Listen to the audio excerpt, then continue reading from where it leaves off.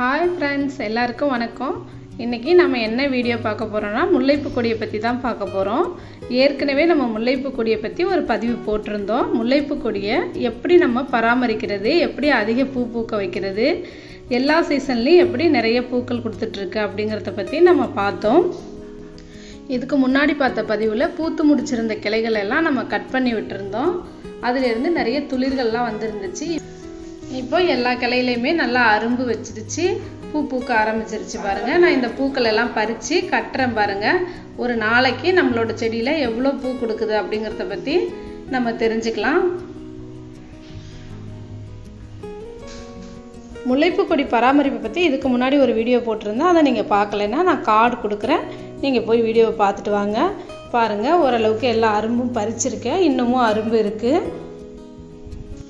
மணி 6 தான் ஆகுது. மழைக்காலங்கிறதுனால நல்லா இருட்டிடுச்சு பாருங்கள். இந்த பூக்களை கட்டிட்டு உங்களுக்கு காமிக்கணும் அப்படிங்கிறதுக்காக தான் நான் கொஞ்சம் லேட்டாக வந்து பறிக்கிறேன். சீக்கிரமே வந்து பறித்தா ரொம்ப அரும்பாக இருக்கும். இது லேசாக மலரும்போது கட்டினா பார்க்குறதுக்கு அழகாக இருக்கும் அப்படிங்கிறதுக்காக தான் இந்த டைமில் வந்து நான் பறிச்சிட்ருக்கேன். பாருங்கள், இப்போ பூக்களை வந்து கட்டிகிட்டு இருக்கோம். கட்டி முடிச்சுட்டு நான் காமிக்கிறேன் பாருங்கள்.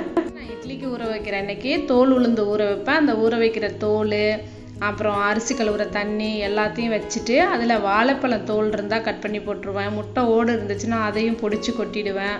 அப்புறம் அலோவேரா ஜெல் போட்டுருவேன். அப்புறம் பசங்களுக்கு வாங்குகிற ஹார்லிக்ஸோ இல்லை ப்ரோட்டீன் பவுடர் ஏதாவது மிச்சமாகிட்டு அது கட்டி ஆயிடுச்சுன்னா அதுலேருந்து ஒரு ஸ்பூன் போட்டுக்குவேன். இது எல்லாத்தையும் ஒரு 2-3 நாளைக்கு ஊற வச்சுட்டு அப்புறம் வடிகட்டி ஒரு ஸ்ப்ரே பாட்டிலில் ஊற்றிட்டு இந்த செடிகளோட இலைகள் மேலையெல்லாம் அடித்து விட்டுருவோம்.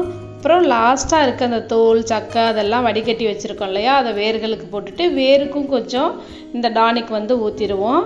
இது மட்டும் இல்லை, எல்லா செடிகளுக்கும், ரோஜா செடிகள்லேருந்து எல்லா செடிக்குமே நாங்கள் இந்த டானிக்கை கொடுப்போம். இந்த பூக்களோட காம்புகள் வந்து நீளமாக இருக்கிறதுனால நம்மளால் எவ்வளோ அழகாக கட்ட முடியுதுன்னு பாருங்கள். சூப்பராக கட்டி முடிச்சிருக்கோம் பாருங்கள். எல்லா பூவும் கட்டியாச்சு. நான் தலையில் வச்சுருக்கிறது நேற்று நம்மளோட செடியில் பூத்த பூ. இன்றைக்கி பூவை இதை கட்டியிருக்கோம் பாருங்கள். நான் கையில் எடுத்து காட்டுறேன் பாருங்கள். எப்படி இருந்தாலும் 2.5லேருந்து 3 முழம் அளவுக்கு இந்த பூ பூத்துரும் பாருங்கள். இவ்வளோ பூ பூத்துருக்கு. இந்த பதிவு உங்களுக்கு பிடிச்சிருந்துச்சுன்னா மறக்காமல் சப்ஸ்கிரைப் பண்ணுங்கள். கூடவே பக்கத்தில் இருக்க பெல் பட்டனை கிளிக் பண்ணுங்கள்.